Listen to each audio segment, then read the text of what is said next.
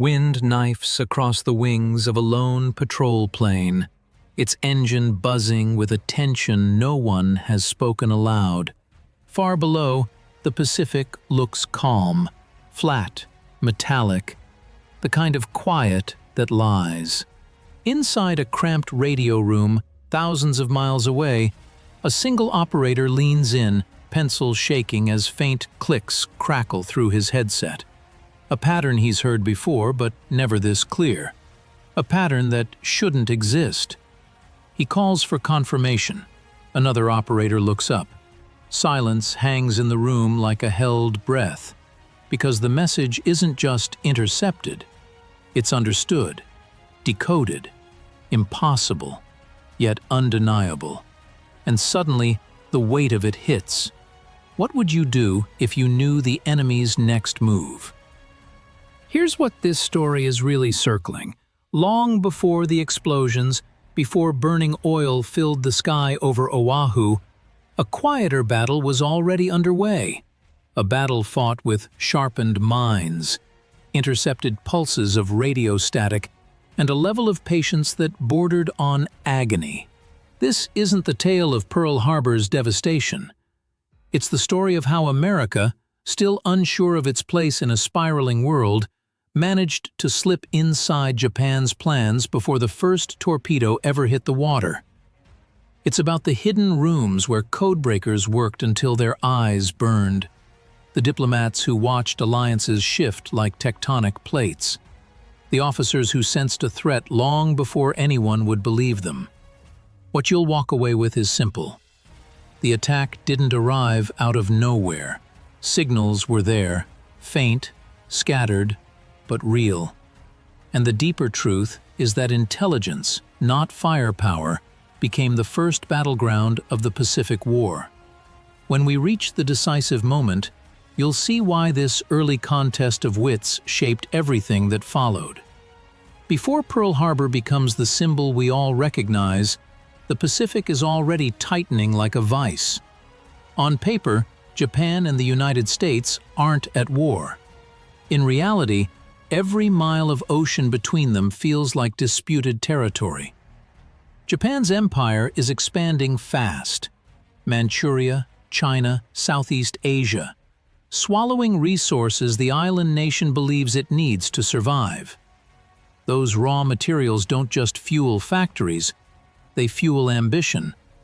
But ambition doesn't move freely. It grinds against geography. Japan's power stretches across thousands of miles of open water. Every fleet movement must cross exposed seas. Every supply line is long enough to break. And at the center of this huge maritime web lies the Imperial Navy's confidence that its messages, its intentions, its timing are invisible. Meanwhile, across the Pacific, America watches from a distance that feels shorter every month. The U.S. fleet is anchored in Hawaii for a reason: deterrence. A show of presence, not aggression. But inside Washington's quieter corridors, a small group sees a different map. One filled not with ships, but with signals. This is where the contest truly begins. Not with admirals, but with cryptanalysts. The strategic problem is simple on the surface. Japan communicates across vast distances. Those messages must travel by radio. Radio can be intercepted. The challenge is what comes next, turning intercepted nonsense into meaning. This is where America starts out behind. Japan's diplomatic code, known to American intelligence as Purple, is a masterpiece. Machine-based, endlessly shifting, built to resist prying eyes. And yet, by 1940, U.S. Army cryptologists in a room with no windows managed to break it. Not by luck, but by grinding through patterns for months at a time, reconstructing a machine they never even saw. But understanding diplomatic messages is only the beginning. Japan's military codes, the ones that reveal movement, timing, and intent, remain largely intact. and that gap becomes the fault line running beneath the entire Pacific. Still, early cracks appear. Operators in Hawaii and the Philippines begin hearing increased traffic. Same frequencies, same call signs, small changes in rhythm. Something shifting, something preparing. But here's the catch. Intelligence rarely speaks in full sentences. It whispers, it hints, it leaves room for doubt. And doubt is a dangerous companion in strategy. Some of the traffic patterns America sees in 1941 eerily resemble ones that will later appear before Midway, a fact we'll touch again in Wednesday's Pacific Frontline story, where the consequences finally erupt into open war. Japan believes its plans are shielded. America senses they aren't. Two nations stare at the same ocean and see different futures forming on the horizon. The board is set. Pieces are moving. No one is ready for what those movements will reveal. The Pacific isn't noisy yet. It's tense, the kind of tension you only notice when you're listening for it. Across American listening posts, Hawaii, Corregidor, Guam, operators lean in as faint dots of Morse begin to form patterns that don't belong. Something in Japan's long-distance communications has shifted. Call signs are rotating faster, traffic volume is climbing. Some transmitters change location altogether, a red flag in peacetime. In Washington, analysts begin sketching arcs on a wall-sized map. Projected fleet routes, refueling ranges, strike radii. Nothing conclusive, but the shapes are tightening around a single idea. Japan is preparing for something big. But big means nothing if you can't prove what or where. And the military codes, JN-25, the backbone of Japanese naval communication, remain largely unbroken in late 1941. Analysts decode fragments of weather reports, logistical updates, and meaningless numbers, but not enough to reveal intent. Meanwhile, intercepted diplomatic traffic tells another story. Japan is stalling in negotiations. Deadlines appear in messages sent to embassies. Instructions to burn codes, immediate, irreversible, begin to surface. That's when the dread really sets in. Code destruction is the last step before action. In Pearl Harbor, a few officers sense the gravity, but can't connect the final dots. Hawaii feels far from danger. The Pacific is huge, after all. Too huge to imagine an enemy crossing it unseen. But back in Washington, one message breaks the rhythm. A decrypted line instructing the Japanese embassy to divide its final report into 14 parts. There is no world where that is routine. Pressure climbs. The radio waves feel heavier. And the United States, still technically neutral, knows it's staring at an approaching storm, but not its direction. A small twist arrives. Traffic analysis suggests certain Japanese units have gone dark. Silence in radio warfare is often louder than transmission. The question becomes chilling. What disappears right before it moves? December approaches. The tempo snaps. A rush of Japanese diplomatic messages is intercepted, decrypted, and rushed up the chain. American analysts don't know the target, but they know the clock is nearly out. The warning signs are stacked in front of them like loaded dice. Burn codes, halt negotiations, isolate communications, elevated naval traffic, disappearing call signs, but still no confirmed location. Then, one detail breaks open everything. Japan instructs its embassy to deliver a final message to the U.S. government at a specific, exact time. 1 p.m. Washington time. That's not a negotiation. That's a signal. Analysts understand instantly. When a nation sends a time-specific diplomatic message, It's aligning it with military action happening somewhere else. The U.S. braces. Commanders on the West Coast, in the Philippines, in Hawaii are warned. But the warnings are broad, scattered, non-specific. Nothing points to Pearl Harbor with the force of certainty. And here's the moment that hangs like a blade over history. American cryptologists have cracked the diplomatic code, but not the naval code. The key that would reveal the attack location stays locked until months later. In the hours before the attack, operators in Hawaii pick up faint signals from submarines nearing the islands, but the information moves slowly through the system, drowned in routine reports and bureaucracy. Meanwhile, across the Pacific, Japan's strike force maintains radio silence so complete it becomes a weapon. The fleet vanishes, not because America isn't listening, but because silence looks like distance. The decisive turn isn't gunfire. America knows something is coming, but the missing pieces remain missing until it's too late. Inside Hawaii's intelligence center, officers work through the night. The room smells of cigarettes, ink, and exhausted doubt. Reports flow in. Unusual submarine contacts, unexplained radar echoes, increased chatter from Japanese consulates, a heavy diplomatic message waiting to be decoded. Each alone means nothing. Together, they spell impending disaster, but no one sees the full picture at once. Early on December 7th, a radar station tracks a massive inbound formation. The operator calls it in. The report is dismissed as friendly aircraft, a simple assumption, a fatal one. In Washington, the final decrypted Japanese message, the infamous 14-part communication, finally arrives in full. But the embassies are slow, typing at a crawl. Their delay costs hours America can't afford. By the time the message reaches desks where decisions can be made, the attack is already in motion.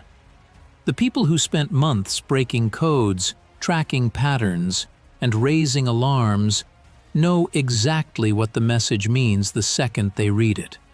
Some fall silent. Some turn pale. Some stare at clocks on the wall, doing the math. They know the strike is happening right now. They just don't know where. When the dust settles, hours later, America confronts two realities at once. Reality 1, the attack cannot be undone. Reality 2, the U.S. had penetrated Japan's diplomatic communications long before the first bombs fell. And then everything changes. The focus shifts.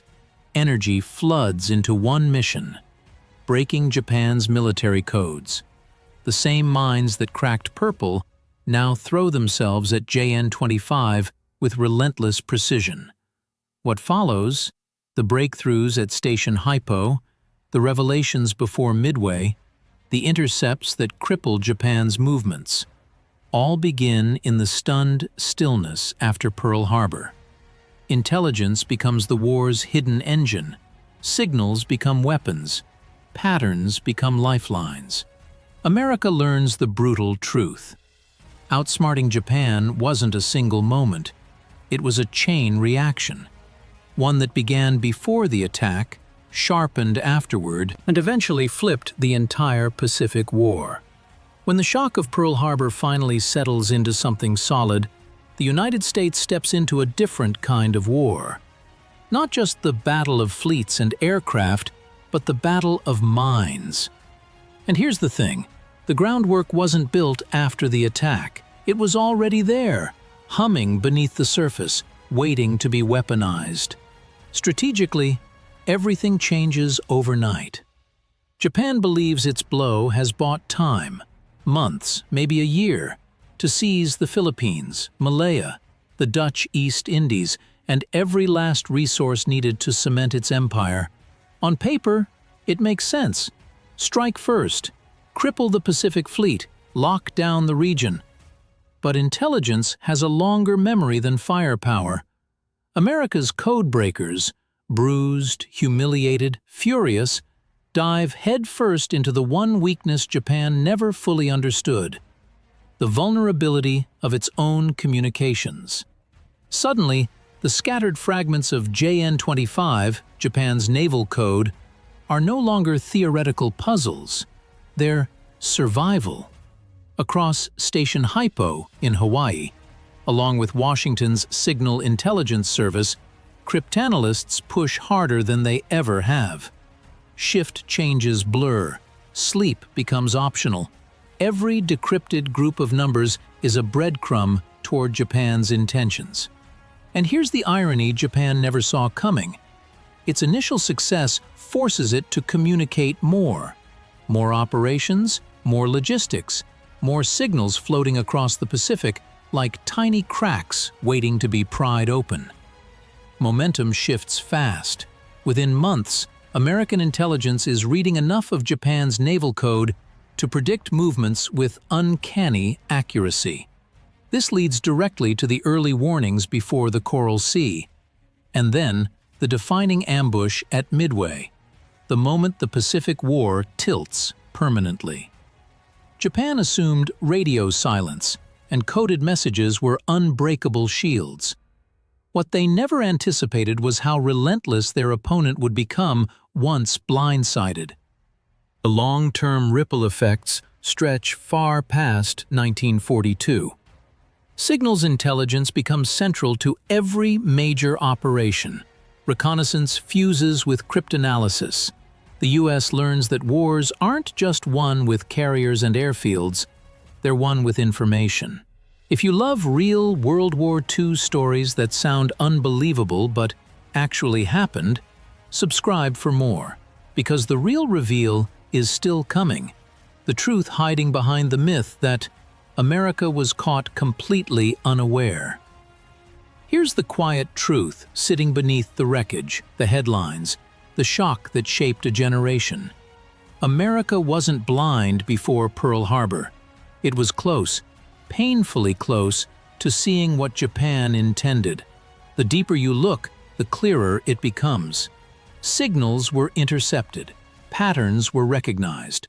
Diplomatic codes were broken months before the attack. But the one key that mattered, Japan's naval code, JN-25, stayed just out of reach. America could hear the outline of Japan's intentions, but not the location, not the timing, not the exact blow that would break the silence. And this is the irony history tends to forget. The United States did outsmart Japan before Pearl Harbor, just not in time to prevent the opening strike. The advantage came later, in the ruins. Every fragment decoded before December 7th becomes fuel for the codebreakers who crack JN-25 afterward. Every incomplete warning becomes the lesson that sharpens American intelligence into the most formidable signal force of the war. Japan believed it had delivered a perfect surprise. But in the months that followed, surprise becomes the one element it can never use again. Because once purple falls, once JN-25 begins to unravel, once America understands how Japan thinks and moves, every Japanese plan becomes a puzzle missing half its pieces. The hidden truth is simple. Pearl Harbor wasn't the moment Japan fooled America. It was the moment America learned enough to never be fooled again. In the end, the Pacific settles into a different kind of silence. Not the calm before an unseen attack, but the heavy stillness after a truth finally surfaces. Intelligence, once a background hum, now beats at the center of the war. And every analyst, every operator, every quiet room filled with static knows the same thing. The story didn't end at Pearl Harbor. It only shifted direction. Because the next chapter isn't about codes or whispers, it's about the front line, where the consequences of those missed signals fall not on desks, but on men fighting for every inch of sand and jungle. Tomorrow, we witness the consequences in the Pacific Islands. It is wars and myths. And these are the war stories they never told in school.